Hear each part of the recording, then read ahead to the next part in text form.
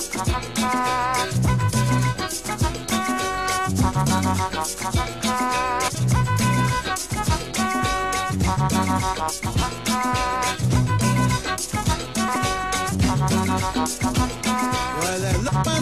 Africa.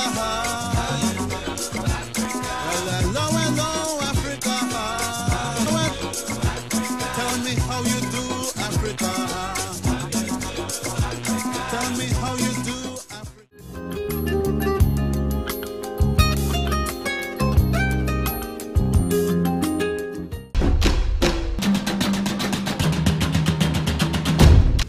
Within the ICT industry and IT profession, broadband is simply understood as high data rate connection to the internet. The core issue is about the data transfer rate through a medium, usually called pipe. By comparison, bit-centric narrowband usually identified by dial-up access using a 56K modem. Although various minimum bandwidth have been used in definition of broadband, ranging up from 64K modem, dial-up modem, which are limited to a bit rate of less than 56 kbps per second, up to 4.0 Mbits, that is megabits per second. While the United States of America Federal Communications Commission (FCC) as of 2010 defines basic broadband as data transmission speed of at least 4 megabits per second or 4,000 bits per second downstream and 1 Mbps upstream. The trend is to raise the threshold of the broadband definition as the marketplace rolls out faster services. Up till now, Nigeria still function on the popular domain name like Yahoo and Gmail and the rest of them. As the Nigerian Nigerian Internet President, are you worried about this? Not really. You see, sometimes we have to be realistic. Although we have introduced .ng, the thing we have to ask ourselves is, why are few people using it? And I think, you see, that's the issue when you start entering the international world. We can't pretend. We have an image problem. Already we have problems when abroad just recognizes you're from Nigeria. For instance, I cannot use my credit card from Nigeria to operate a site to pay for something. Once they've identified the IP comes from Nigeria, it is blocked. So the issue is an image problem. If I'm already discriminated because they've identified me as a Nigerian, would I now get a .ng website that further confirms that I'm from Nigeria? Another worry that is constantly recurring in all seminars is the issue of the security of the cyberspace. As secure is that of Nigeria? First of all, we have, as of now, we have a lack of the statutes. We're trying to pass them, I understand. Of course, we need some alterations to the Evidence Act. How do we present evidence that's in cyberspace when you're convicting a criminal?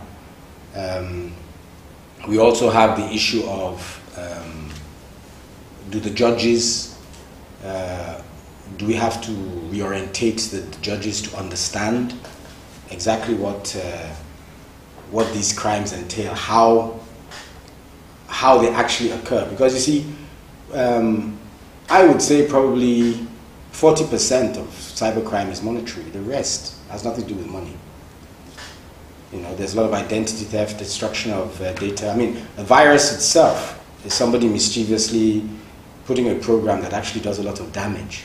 So there are various other crimes. We have a problem, from what I've seen here, is that our security forces, for one, seem to be very apathetic to non-monetary crimes.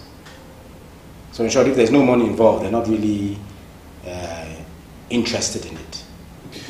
We have the infrastructure coming in, mainly you can call them private monopoly. We saw a situation in the past where the big operators were encouraged, directly or indirectly by government, to kill the small one. We also have a situation now where the brilliant young men and women are coming up with initiatives and products and services once they begin to drive traffic running on those other already existing platforms, the owners of the platform cut them off. They have no place to go. With this in mind, do you still believe that the likes of Facebook can come up shortly? Yes, it is possible, but we need to also get our antitrust laws properly established, which again, everybody seems to be ignoring. You can't have your cake and eat it. The government has to be responsible to realize that there's certain infrastructure you have to put down, legal infrastructure, if you want people to develop. It is not by accident that every ICT revolution in the US has been done by somebody in their 20s or below. After all, how old was the gentleman who did Facebook? He's still in his 20s. He did it 7 years ago. And a small little idea is now worth $50 billion, which is more than Nigeria's revenue in 1 year from oil. So, I mean, the government has to realize that without this infrastructure, we can't really move ahead. And the nice thing about it is a lot of it just involves, first, the legal framework. Antitrust is a major issue. Copyright, we've also had problems with copyright. Again, we've seen the government institution in charge seeming to try and usurp people's rights even to copyright. You seem to be very passionate about bringing down the bandwidth. How you intend to see it that it is available to everyone that needs to use it? Well, we need government involvement here, because the private sector, an average private sector man, he just has dollar signs in his eyes. He wants to make maximum profit, and he'll try and make as much as he can. The only way you can drive down prices in a privately controlled zone is competition. And if that competition is going to take 2 or 3 years to come, meanwhile the nation is being held back. So in such situations then, the government has to step in. And that's why I gave a 3-tier solution, where I said for instance, there are some government infrastructures right now that are bringing in bandwidth. And what they should do is bring down the price there. Because, for instance, with SAT3, the cost that we invested in SAT3 has long been amortized. So we should be able to bring bandwidth through SAT3 for Nigeria at virtually zero. Of course, we have also bilateral relationships with the other partners on SAT3 which may want to stop that. I also mentioned that NICOMSAT dashed the price of the satellite to the Nigerian people. So they only need to charge for the maintenance of the satellite, which again could bring down the price of bandwidth. Hello, I'm Bayo.